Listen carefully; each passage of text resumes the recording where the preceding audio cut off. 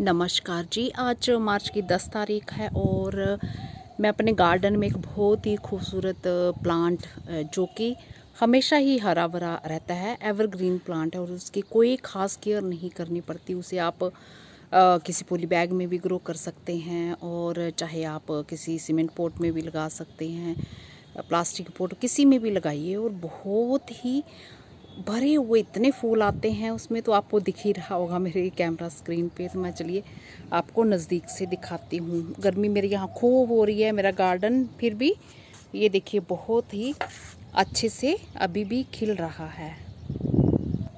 तो फूलों से भरे हुए इस प्लांट की मैं बात कर रही हूँ। इसके बारे में मैंने एक छोटा सा वीडियो पहले भी बनाया था। तो ढेरों फूल जो स्प्रिंग के टाइम इस पे आते हैं। सबसे बढ़िया बात, जब आप इसे कटिंग से ग्रो करते हैं तो पहले ही साल में फूल आ जाते हैं। तो ये देखिए कितना भरा पड़ा प्लांट। तो किसी भाई बहन की फरमाइश थी कि इस पे वीडियो बनाया जाए, तो मैंने पूछा था कि मैं वीडियो बोलेंगे तो मैं बना दूँगी।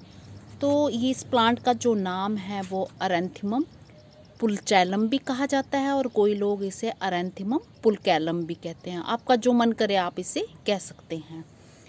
और इसके अलावा इसे ब्लू सेज प्लांट के नाम से भी जाना जाता है। तो इसे ग्रो करना बड़ा ही आसान है और ये तो मैंने बता ही दिया कि ये एवरग्रीन श्रब है। एक बहुत ज़्यादा बड़ी हाइट नहीं इसकी होती है, बट अगर ये थोड़ा लंबाई में हो तो इतना सुंदर देखने में नहीं लगता। तो मैंने इसकी पिंचिंग करके इसको छोटा जैसे कर दिया है।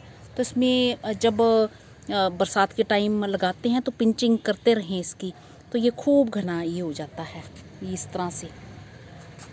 तो ये देख रहे हैं ये छोटी सी श्रब, एवरग्रीन श्रब।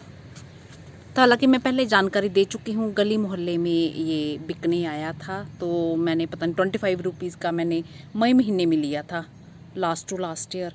और फिर उसी साल जो है इसके स्प्रिंग में फ्लावर आना शुरू हो गए थे।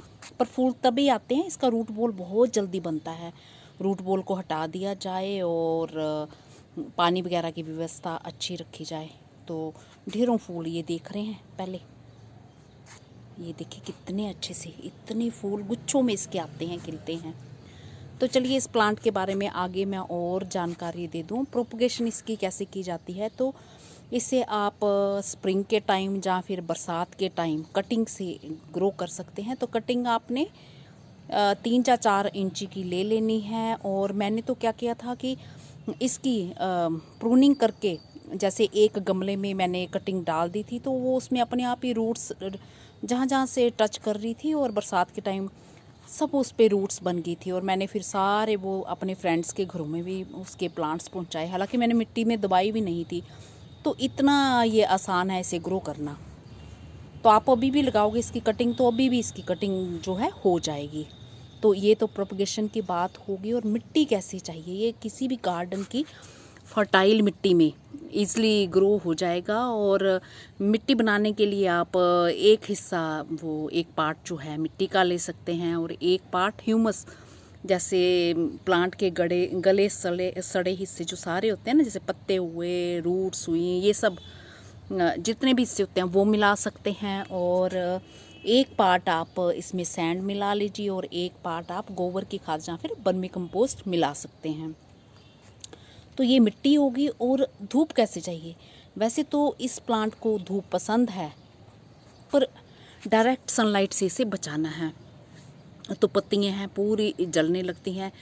तो लास्ट ईयर मैंने नेट लगा रखा हुआ था, तो नेट के नीचे मेरा प्लांट खूब अच्छे से चल रहा था और उसके बाद फट गया। इस बार मैं लगा नहीं पाई, तो धूप के कारण इसकी पत्तियां पीली होने लगती हैं। तो अब मैंने इसे छाया में रख दिया है दीवार के पास, जहाँ की सुबह की थोड़ी धूप आती है, उसमें बहुत अच्छे से खिलता है। इसे इंडोर और आउटडोर आप दोनों तरह से लगा सकते हैं। तो इंडोर उस जगह पे आप रखें जहाँ पे खूब अच्छे से धूप आती हो, तो वहाँ ये खूब अच्छे से चल पड़ता है। तो बस यही सब इसकी केयर है। और पानी कैसे देना है, इसे खूब पानी की ज़रूरत होती है। अगर तो आपने प्लास्टिक बैग, प्लास्टिक पोट वगैरह में इसे ग्रो कर रखा हुआ है, तब तो आपको एक टाइम पानी देंगे तो काफ़ी होगा, क्योंकि उसमें मॉइस्चर बना रहता है, ज़्यादा पानी एवेपोरेट नहीं होता है। अगर आपने पोट वगैरह में, सीमेंट पोट वगैरह में लगा रखा है या मिट्टी के पोट में, और फिर धूप भी थोड़ी आती हो, तो फिर 2-3 टाइम इसे पानी देने की ज़रूरत पड़ती है। तो यही सब केयर है। और बाकी फर्टिलाइज़र देना चाहते हैं तो लिक्विड फर्टिलाइज़र 3-4 हफ्ते में एक बार आप दे सकते हैं। तो यही सब केयर है। और फूल देखिए, ढेरों फूल, कोई भी इसका हिस्सा ब्रांच का नहीं होगा ये देखिए जिस पे फूल नहीं आ रहे हों। ढेरों गुच्छे में इस तरह से ये बनते हैं। इसके सीड भी बनते हैं। एक बारी मैंने वो ग्रो करके भी देखे थे, बट मेरे तो प्लांट्स निकले नहीं। तो दोबारा तो मैंने खैर अभी ये दूसरे साल अभी तो बने ही हैं, ये सीड बनेंगे अभी इस पे, तो मुझे नहीं मालूम, पर एक साल नहीं बनेंगे। तो जब मैंने ग्रो किए थे तो प्लांट्स नहीं लगे थे। तो ये मेरा इस पे एक्सपीरियंस है। ये देखिए कितने ढेरों फूल इस पे ये ऐसे आते ही रहते हैं। तो इस प्लांट को अपने गार्डन में ज़रूर ग्रो करें। और स्प्रिंग के टाइम ये ढेरों जैसे फ्लावर्स देगा। तो धूप के कारण जो फूलों का रंग भी हल्का पड़ गया है, तो इसलिए ਜਾਂ तो इसे नेट के नीचे रखें ताकि ऐसे छनती हुई धूप भी आए, ਜਾਂ फिर ऐसी व्यवस्था कर लें बड़े प्लांट्स के आसपास रखें ताकि ये पौधा भी आपका हरा भरा बना रहे और फूल भी इस पर खूब अच्छे से आते रहें। तो बस यही सब केयर है।